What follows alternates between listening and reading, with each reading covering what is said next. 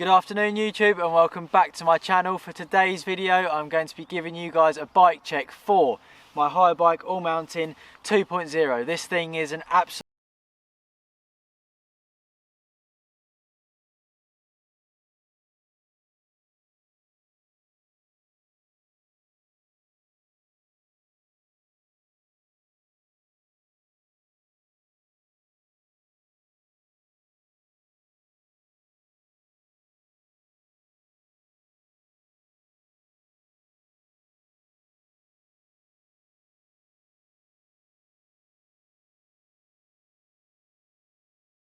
This bike looks really good. It also rides as good as it looks. Let's get started with the frame. It is a Haibike ALLMTN 2.0. It's made of aluminium. The battery is mounted on the outside of the frame. It has a tapered head tube to increase strength, and it's in a size small, which I really like because the e-bike's a little bit heavier. Having that smaller frame makes it way easier for me, who's quite small, to manoeuvre and throw around. I have a number of favourite features about this frame, the first of those being the colour and the paint. It's really good quality paint, it's super bright, it's really eye-catching, so for photos and videos it really stands out. That combined with the red Halo Vortex rims and the Fox forks up front with the orange and the gold, it just pops and fires and it's really eye-catching and I really like that. My next favourite features are the graphics. In my opinion, it's really well branded up, which is good for photos and videos once again. It's not over the top, there's not too many on there, but they're just really well positioned and they look sick.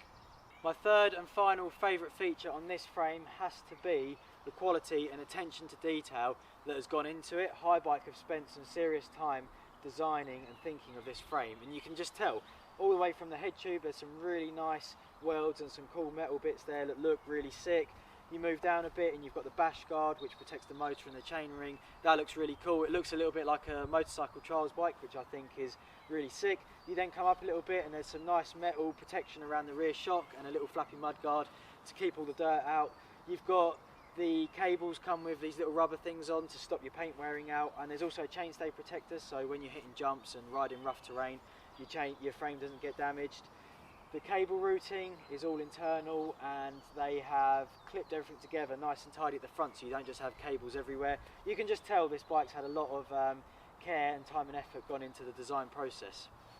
Moving on from the frame, we will now talk about the motor, which is a Yamaha PWX system, 250 watts. It cuts out at 25 kilometers an hour, so 15 mile an hour because of law restrictions. It has 80 newton meters of torque, which means in its highest setting will give you back 360% of the power that you're putting into it. They seriously pull really hard and do climb some steep hills.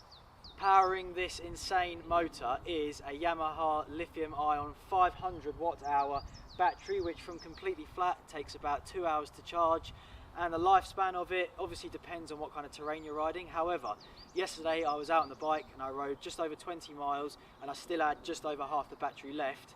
So I'm going to put it out there that on an average ride around here with some relatively steep climbs, a few descents, if you stick to the middle mode, the standard mode, you will get just over 30 miles out of a battery, I reckon, which I think is pretty good going. Moving to the front of the bike, and we are going to be taking a look at the forks, which are the Fox 36 170mm travel e-bike specific forks. E-bike specific basically means they have added material to critical areas which increases the strength because of the added weight from features such as the battery and the motor. In my opinion, Foxes just look insane and they make this bike look even more special than it already does. The wheels that I'm choosing to run on this bike are 27.5 inch Halo Vortex rims. The front is laced into an MT hub which is 110mm wide, meaning it's boost. The rear hub is a MT Super Drive. It has 120 engagements and the axle is 12 by 148, which I really like because it gives good strength and stability from the rear. My favourite features about these wheels are firstly the sound that the hub makes. That's just insane.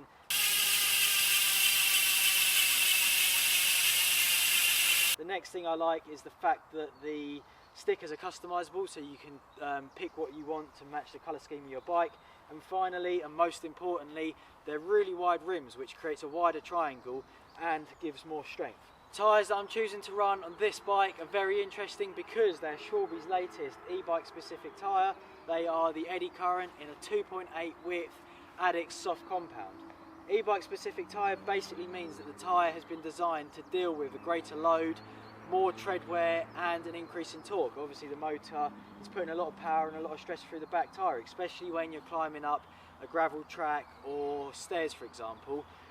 Also, the tyre is under a lot of stress when you land really heavy or sideways, so the structure of the tyre needs to be stronger for that reason. The tread pattern from the front to the rear is different on these tyres. The front has been designed for predictability and control, whereas the rear has been designed for really good grip whilst climbing. Obviously with the motor there's a lot of torque.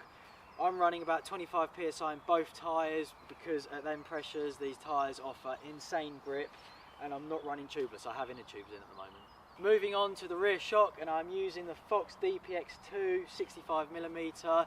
It has 3 different types of adjustment ranging from air, compression and rebound, which makes it really easy to set up for all the different kinds of riding that you want to use this bike for. It feels amazing, it's really smooth, it's really plush. Not only that, it also looks insane. The gold Kashima in the middle of the bike just looks insane. Let's move up to the cockpit area of the bike, and the bars that I'm choosing to run are the Gusset S2 handlebars, 800mm wide with a 20mm rise. They look really sick, they're in a nice glossy effect which is all nice and shiny and gives the bike a nice touch. They are 35mm thick, which gives an increase in strength. The stem that I'm using is also the S2 stem, and that is 33mm long. I like my stem quite short because I'm not that tall. I don't like to be reached really far forwards. Plus it makes things like manuals and flips a bit easier to lift the front wheel. Grips, I'm using just standard Haibike ones, and the cherry on top of the cake in the cockpit zone is the Kashima Gold Fox top cap. That is just the dream. The cranks that I'm choosing to run on this bike are Haibike's own crank, and they are called the Crank. They're really interesting because they have a front freewheel on the e-bike, which basically, when you pedal, when you put a lot of power in, the power of the e-bike and the motor kicks in. You need a freewheel there because as you stop pedaling, if you didn't, the pedals would just spin really aggressively. So that's an interesting system. And I'm using brand new Gusset S2 metal pedals, which are so grippy and the platforms feel so good on your feet. I'm really stoked with them. Whilst you're on the topic of drivetrains, the front sprocket that I'm using is a 38 tooth chainring. On the rear I have a 11 to 36 cassette. It's a Shimano 11-speed system with an SLX derailleur. It's got a front chain guide to stop the chain jumping off, and the chain is a gold KMC hollow pin chain. The gold is like one of the things I do to most of my bikes because I just feel it's a nice touch to have at the back of the bike. Makes it a bit more bling and a bit more fancy. The brakes that I'm choosing to run are Shimano Dior with 4-pot calipers, a 203mm rotor on the front, 180mm on the rear, and I really like these because the levers aren't too bulky. I don't like brakes where the levers are massive and gets in your way and your hands go all over them when you do no-handers and stuff. Last but not least, the seat that I'm choosing to run is a Gusset S2 railed seat, and that is on a XLC dropper seat post, which is really smooth and a nice setup. The seat's comfortable and dialed.